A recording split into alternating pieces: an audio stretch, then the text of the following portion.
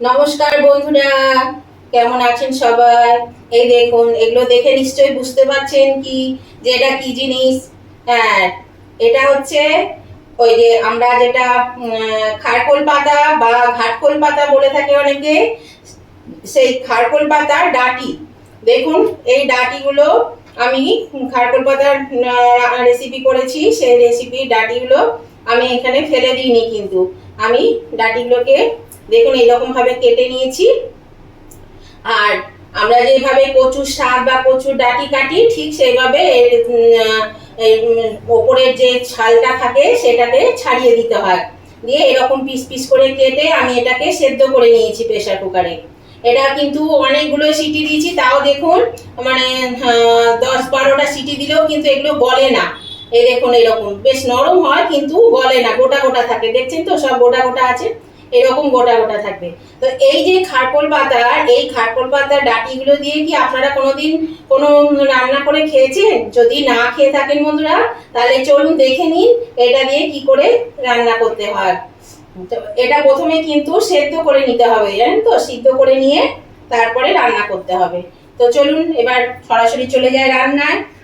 এই দেখুন বন্ধুরা, গ্যাসের চুলায় একটা কড়া বসিয়ে দিয়েছি। কড়ার মধ্যে দিয়ে দিলাম তেল। তেলটাও গরম হয়ে গেছে।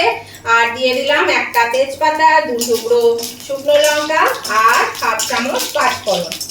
এই রান্নাটার জন্য কিন্তু এইটুকু দিলেই হবে, আর বেশি তেলও দিইনি। দেখুন, একদম 1 টেবিল চামচ মতন তেল দিয়েছি এবং পাঁচফোড়নে বেশ সুন্দর একটা গন্ধ বেরিয়েছে। এবার আমি এই কচুর ডাঁটিগুলো এর মধ্যে দিয়ে দিলাম। এবার এই কচুর ডাঁটিগুলো দিয়ে একটু হালকা করে ভেজে নিতে হবে। বেশ সুন্দর করে, মানে হালকা হালকা একটু ভাজা করতে হবে। বেশি কিছু এটাতে উপকরণ লাগে না, খুব কম সময়ে খুব তাড়াতাড়ি কিন্তু এই রেসিপিটা হয়ে যায়। আর খেতেও কিন্তু বেশ ভালো লাগে, জানেন, খেতেও কিন্তু বেশ ভালো লাগে। আপনারা যারা খেয়েছেন তারা তো জানবেন, আর যারা খাননি তারাও কিন্তু একবার হলে এরকম ভাবে করে খেয়ে দেখবেন, দেখবেন বেশ ভালো লাগছে। আমি সুমনা চলে এসেছি আমার রেসিপি ঝুলি থেকে একটা রেসিপি নিয়ে। আশা করি আপনারা সকলে ভালো আছেন, সুস্থ আছেন। আমার পরিবারে আমার সকল বন্ধুদেরকে স্বাগত জানিয়ে আমি আজকে রেসিপি শুরু করছি। তো দেখুন, এটাকে আমি এবার একটু ভেজে নেব প্রথমে।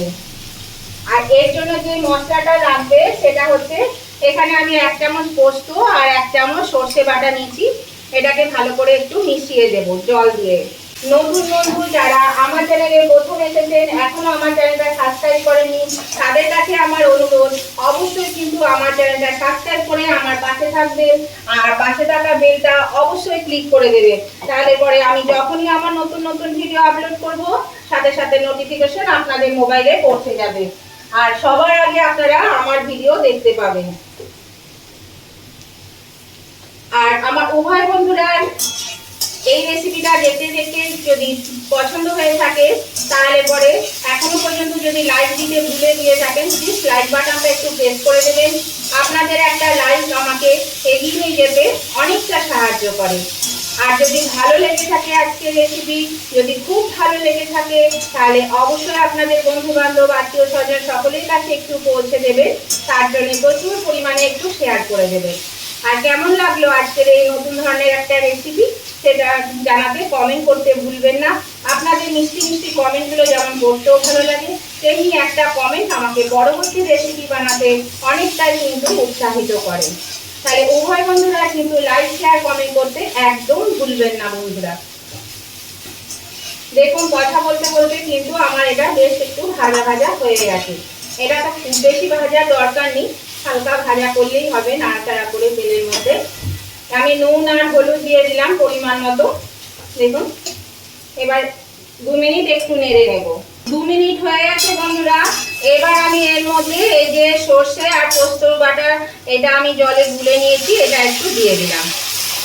তবে সর্ষের পরিমাণটা আপনারা আপনাদের পরিমাণ বুঝে দেবেন। এটা শুধু সর্ষে দিয়েও ভালো লাগে খেতে। আমি দুটোকে একটু মিশিয়ে দিলাম, তাহলে এই টেস্টটা কিন্তু একটু বেশি আমার মনে হয় ভালো লাগবে। আর খুব বেশি কিন্তু এটা সর্ষে পোস্ত দেওয়ার দরকার হবে না, অল্প দিলেই হবে।